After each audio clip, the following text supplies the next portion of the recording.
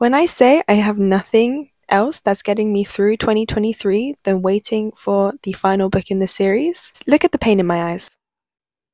I mean it. Hi guys, it's Sam and welcome back to my YouTube channel. Today I'll be showing you my ride or die fantasy books, and I'm making this video because recently I've read a lot of average or very meh kind of fantasy books that have made me want to DNF them or just have made me want to go into a complete reading slump instead. So I thought I would make this video to help save us time. We have a limited amount of time in this life, and most of us are working full-time jobs or we're full-time students, and we don't have time to read bad books or even just average books. No, we want the best. We want books that are going to make us feel something, going to transport us to another world and not drag us down with terrible plot lines, bad world building, and annoying ass characters. So without further ado, these are my ride or die fantasy books, and I'll be splitting them up in kind of like fantasy niches, so cozy fantasy, gothic fantasy, whimsical fantasies, and adult fantasies, and maybe a couple of other ones in there if I think of more along the way. So enjoy. So I'm going to be starting off very strong with one of my favorite series of all time, and this is a very recent favorite. I read the sequel of the series in December of last year, and it made me feel things that I haven't felt since maybe reading YA in like 2014. That feeling of being obsessed with characters and being so immersed, I'm not even looking at the page count, I'm just so in love with the story and the books and the characters. So of course I am talking about Once Upon a Broken Heart by Stephanie Garber. Miss Stephanie Garber, I am living for September of this year when the third book comes out. When I say I have nothing else that's getting me through 2023 than waiting for the final book in the series, look at the pain in my eyes. I mean it. So some background on Once Upon a Broken Heart is that this series is a spin-off series to Caraval by Stephanie Garber, and it's set in the same universe but focuses on different characters. These books have a fairy tale-like quality to them. The worlds are very whimsical, they're weird, they're wonderful. Our main character believes in true love and happy endings, and good always wins, that kind of thing. So immediately you're kind of like transported back to how you would feel reading Disney stories or watching them on the screen. So Sam, why do you always recommend this series to everyone you meet and then bash them over the head with it until they read it? Well, I'd say I love the world. I feel like if I could pick any world to live in, like a fictional world, I would pick this one. I love the romance in this.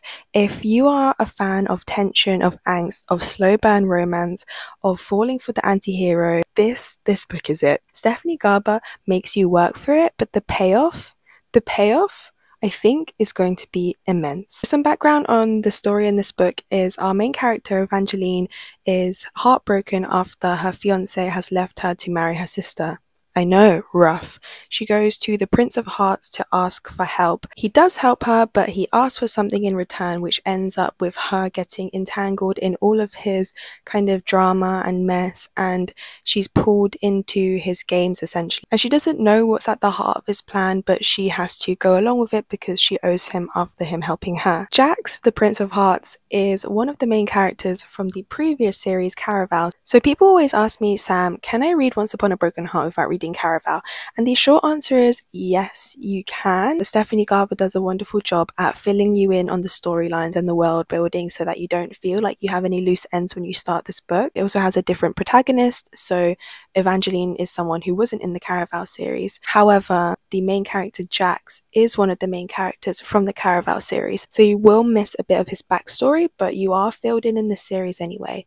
But if you're someone who likes to read chronologically, then I think that you would want to read Caraval, because if you go back to read Caraval after reading Once Upon a Broken Heart, you will obviously have spoilers. However, Caraval doesn't always appeal to a lot of people, so if it doesn't sound like it's for you, just skip it. And if you love Once Upon a Broken Heart and then you want to go back to read Caraval, just do that instead. Some of my last thoughts to try and get you to read this series is The Ballad of Never After, the sequel, is one of my favourite books from last year and probably one of my favourite fantasies of all time, purely because of how it made me feel. It had me kicking my feet in the air, it had me screaming. I think I read it in less than 24 hours because it was just that addictive. And I'm 24 now. I feel like I am not easily impressed by books anymore, but this really made me feel something, and I will continuously make everyone in my life read these books. Third book comes out in September, and like I said, Stephanie Garber, I'm watching you. Another thing on the ending of this book, I didn't cry, but I wanted to cry because the ending hurt me so bad, and just knowing that the wait until September is so many months away, yeah, that hurt. Leaves the characters in a very, very interesting place. If you have any theories on the third book, hit me up. I love discussing theories for the series. But yes, recapping: whimsical fantasy, excellent romance, tension, angst, slow burn. He hates everyone, but he secretly is falling for her. Betrayal. Read it. Also, I'm wearing my Christmas pajamas because I don't want to put them away, and they're really comfy. So along the same vein as Once Upon a Broken Heart in the sense of whimsical and fairy tale like fantasies, I would next recommend The Girl Who Fell Beneath the Sea by Axie O. This book was a kind of Studio Ghibli dream and felt like I was in the movie Spirited Away. It was just that magical. This story is inspired by the Korean legend of Shimcheong, and it's set in a kingdom that has been ravaged by deadly storms. The only way to stop these deadly storms is for the kingdom to sacrifice one person each year to the sea god to appease him. This book then follows our main character Mina, who sacrifices herself in a place of her brother and ends up in the spirit realm. When Mina gets to the spirit realm, she finds out that the sea god has been trapped in an enchanted sleep, and she has to work with the demons, spirits, and other beings in the spirit realm in order to try and free the sea god. There is a very cute and sweet romance in this that I really, really loved. I thought it added a really nice touch to the book. This book obviously is not on the same scale as like romantic tension, but I think if you want something more light that feels like you're in a Studio Ghibli movie, this book is perfect. It's also not a very long book, which I think is perfect sometimes when you're trying to get into fantasy, because there's nothing more intimidating than looking at Priory of the Orange Tree when you're a new fantasy reader, or if you're trying to get out of a reading slump. And then another book on the fantasy whimsical kind of scale is Six Crimson Cranes by Elizabeth Lim. I read this book 2 years ago and it still stuck with me just because of how beautiful it was. It is another one that feels like a fairy tale. This book is inspired by Chinese mythology, and it follows our main character Princess Shiori, who has been exiled from her kingdom and her 6 brothers have been turned into cranes. She then embarks on a quest to try and break the curse that's been put on them. From this pink covered delight, you wouldn't expect to see me tearing up at the end, but I was. This really hit home. It just felt like a very special read. The food descriptions are amazing. I remember when I was reading this, I was getting so hungry. I will always recommend it. I will say that I haven't read the sequel to this book, which is A Dragon's Promise, but I'm really looking forward to seeing how the duology wraps up. Don't hate me, but I have one last whimsical fantasy for you. That, of course, has to be Daughter of the Moon Goddess by Su Lin Tan. This book is classified as an adult fantasy, but I don't think you should be intimidated by that. I think they've put this label on it because of perhaps some of the darker and more mature themes. However, at some points I did forget that this wasn't YA because it was just so easy to get into, and I don't really have that sometimes with adult fantasies. I am currently reading the sequel to this right now called Heart of the Sun Warrior, and guys, I am literally obsessed. I mean, there's so many elements of this book that I love, but the magic system was a highlight. I love that there are these sweeping, beautiful settings. So I mean, our main character and her mother live on the moon because her mother is the moon goddess, and the way the author describes everything is just so tantalizingly beautiful. I wish I could visit this realm. This book is inspired by Chinese mythology as well, and it's inspired by the legend of Chang'e's the moon goddess. This book follows Xingyin, who is the daughter of Chang'e the moon goddess, and they live on the moon. Her mother was exiled there due to stealing the immortality elixir from the celestial emperor. Xingyin doesn't realize that she is actually being hidden and no one knows of her existence.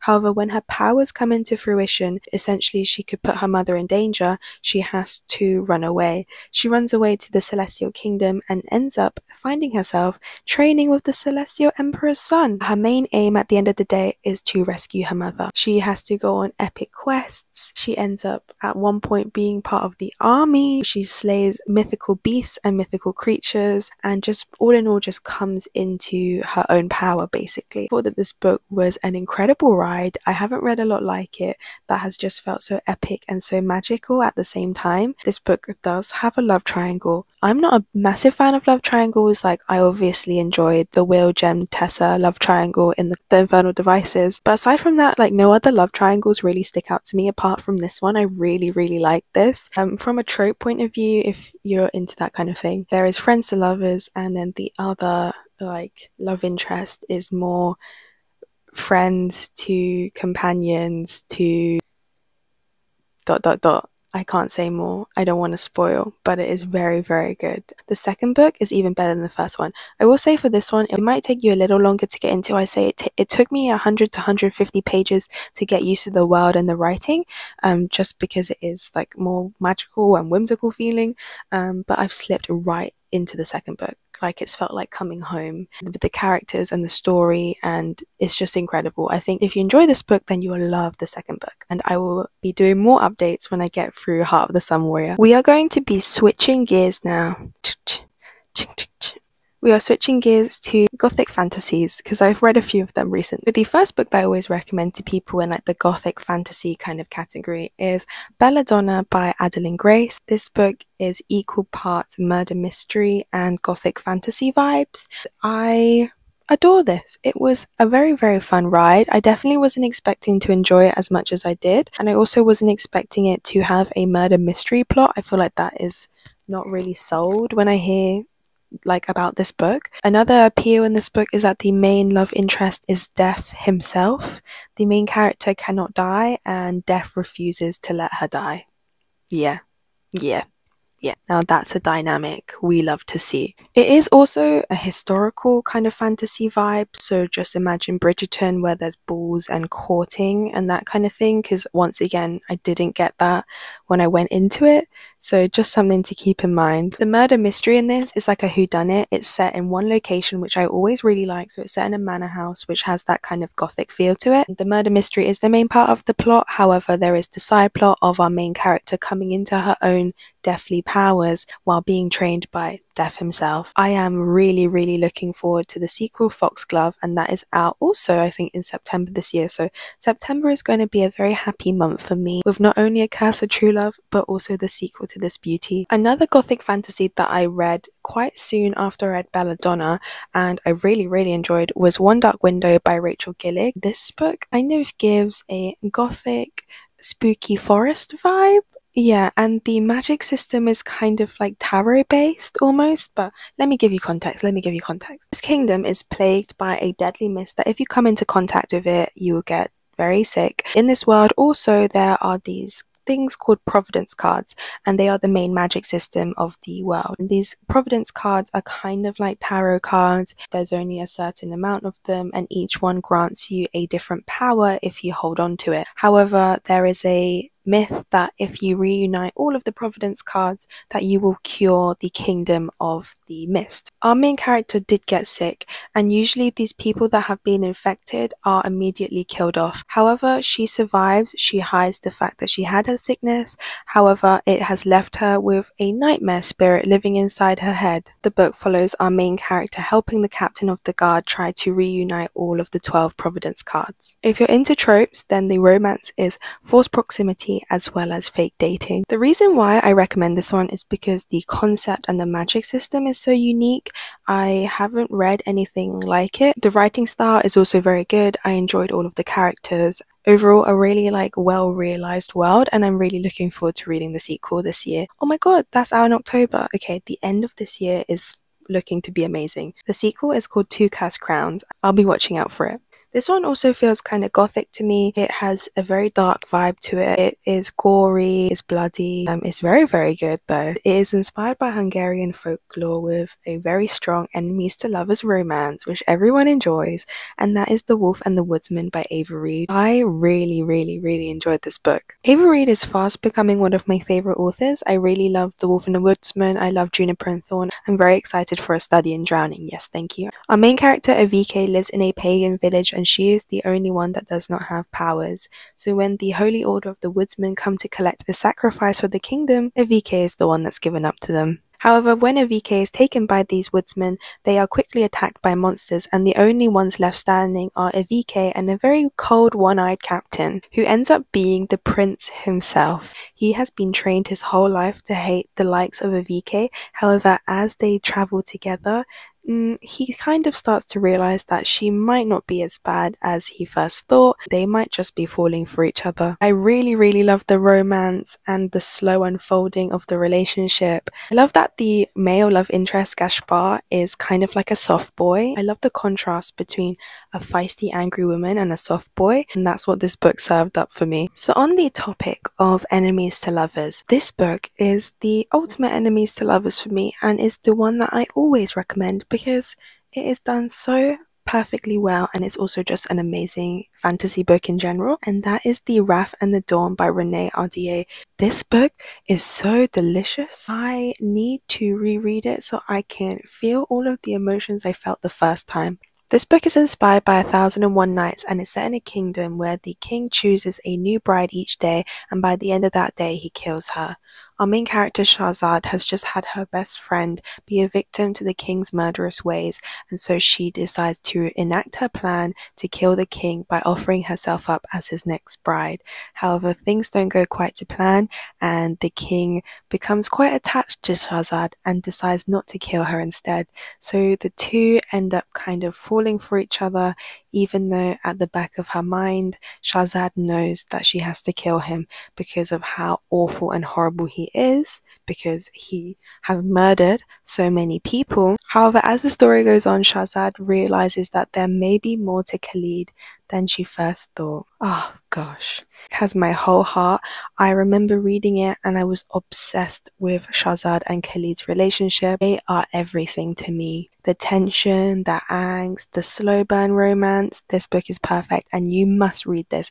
If you love fantasy, you need to read this. And then I have a couple more YA fantasies that I always love recommending, and the first one is Twin Crowns by Catherine Doyle and Catherine Webber. This is a YA fantasy rom-com, and I love recommending this because this book just brought me so much joy. People say that this gives like a Princess Bride kind of vibe, but I haven't actually watched that film, so I can't speak on it, but it does follow two twins who are separated at birth. They are princesses of a kingdom. One is left to grow up in the kingdom, and the other one is stolen away by the witches. The one that's stolen away is called Ren, and she grows up with the witches, and she is trained to one day go back and take the throne, and that is because the witches want to reclaim the land that was once stolen from them. So yeah, I think if you want a good time, definitely pick this up. I had a lot of fun, and I can't wait to read the sequel, which is also out this year. The next book on my YA fantasy recommendations list is The Prison Healer by Lynette Noni. I always recommend this because it's so easy to get into, so many plot twists. Like, I always love describing this series as having more plot twists than Red Queen by Victoria Aveyard, because there is. They are insane. Like, I didn't see them coming, and everyone I speak to never sees them coming either. This book has elemental magic, healing magic, has found family, and all in all, it's just so completely addictive. I must say that I haven't read the third book in the series, but I'm really looking forward to finishing it off because it's a very strong fantasy trilogy. The series that I say, if you want to get into YA fantasy, then you should start with this one because it is so good. And then for my last YA pick, that is The Winner's Curse by Marie Rutkowski. It is a trilogy that came out a couple of years ago, but I reread them last year and I just loved them even more than the first time that I read them. This series has a lot of political intrigue. It's not very fantasy heavy. It does take a while to get going, I'd say. I think if you're going to read this trilogy, definitely kind of be aware that it is more of a slow burn, not only in its story, but also in its romance. However, I will say that this series has one of the best payoffs of like that build up, the unfolding of events. This book has one of the best executions of that. All in all, this trilogy feels very satisfying in terms of how it wraps up the different storylines and the character arcs, as well the relationships. So I would definitely recommend. I enjoyed this trilogy a lot, but just like I said, if you're an action kind of person, maybe this won't be for you. And I have another YA fantasy. However, I always forget that this is YA because I always think that it should be adult, and I don't know why it's classed as YA because of the themes. However, Legendborn by Tracy Dion. This is one of the best YA fantasy series that I've ever read. It's so wonderfully crafted.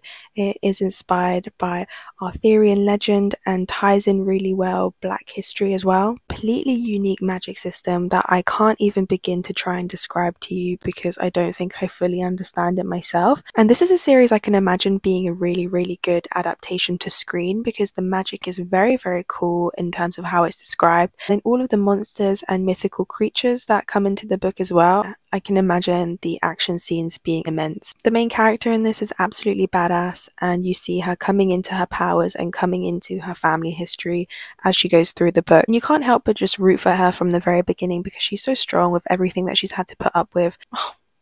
I still haven't read Bloodmark, guys, but I will need to get to it soon. Switching gears to cozy fantasies, obviously this couldn't be a recommendations video without me talking about Legends and Lattes, which is the ultimate cozy low stakes fantasy of last year. This book follows a retired orc who has given up slaying, like literal slaying, in order to open her own coffee shop in a small town where no one's even heard of coffee before.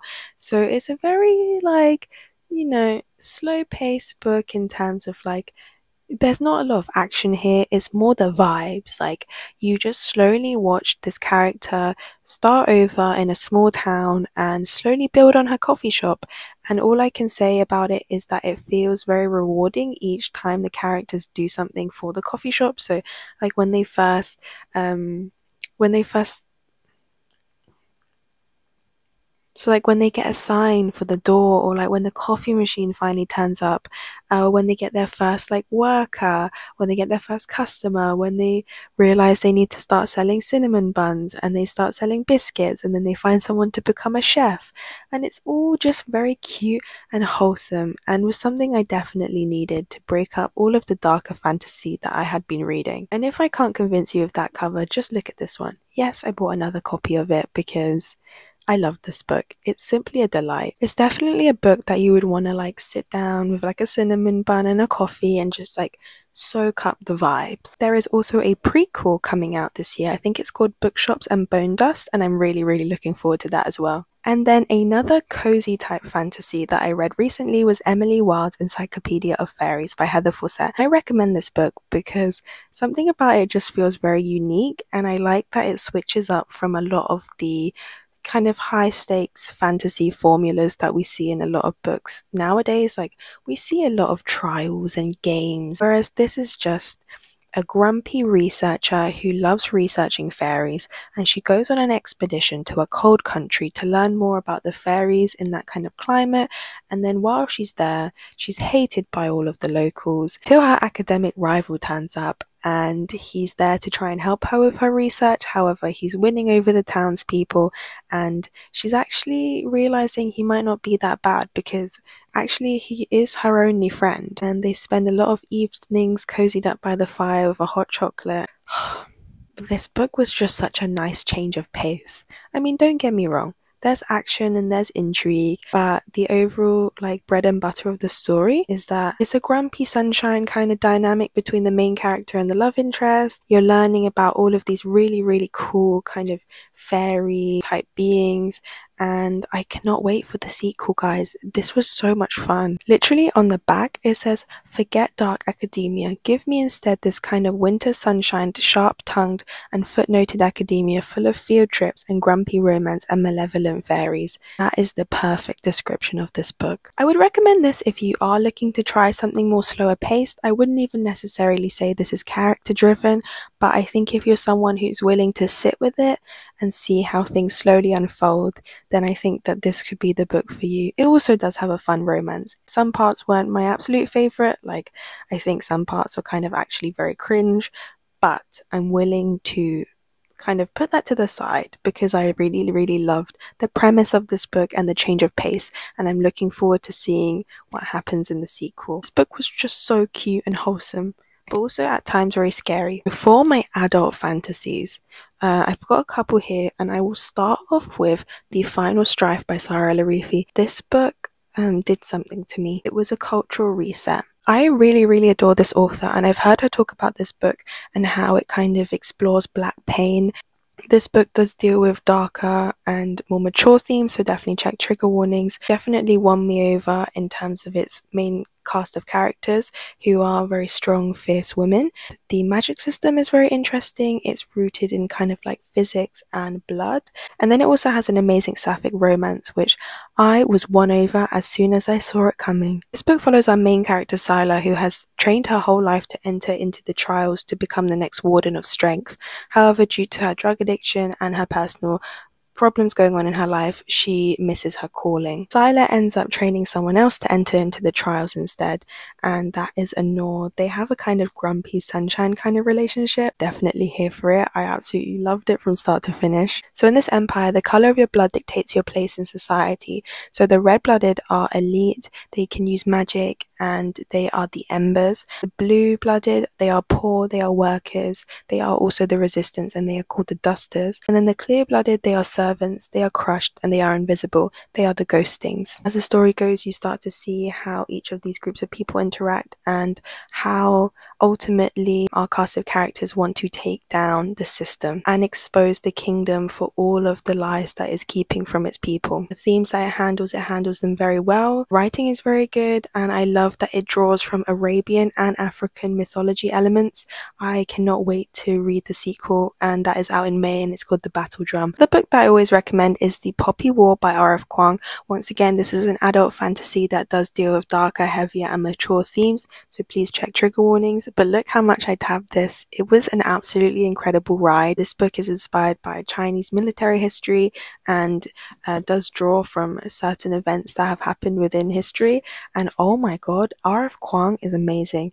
Considering that this book dealt with very, hard-hitting topics, I found that it was actually quite easy to get into at first, but because I was very intimidated when I started this book. I thought, the writing was going to be really dense and I wasn't going to connect with any of the characters, but I ended up really, loving our main character Rin and being able to slip into the story easily. I will say that it ramps up in terms of how heavy the themes get by the end, but as long as you're ready for the ride, I think that you'll really enjoy this. And recently I finished reading The Jasmine Throne by Tasha Suri, which is the first book in the Burning Kingdoms trilogy, and this book was really, really fantastic. It focuses a lot on political intrigue, it's more of a slow burn story, and it follows our main characters, who one is a vengeful princess who wants to take her brother off the throne, and then the other main character is a priestess who is just looking for her family, and the two end up working together for their own personal gains. It has a fantastic sapphic relationship, but I can already tell that it's more of a slow burn. If you're someone that enjoys kind of politics and political intrigue in your fantasy books, then you will really enjoy this because it is a big part of the storyline.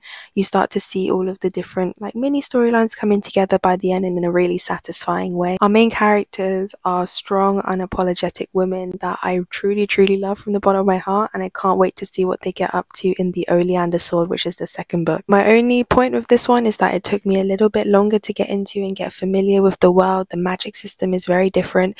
The magic, also worth pointing out, is rooted in plant magic, which is very cool.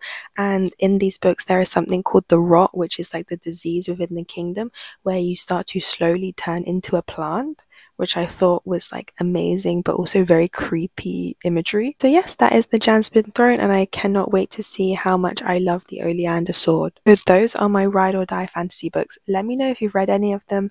Let me know if you're interested in picking any of them up, but also let me know if you have any recommendations for me based on the kind of books that I like, because I really love to know if there's more books that can make me feel a type of way out there. Thank you so much for watching this video, and I hope you have an amazing week. In the meantime, you can catch me at Sam Falling Books on TikTok or Instagram.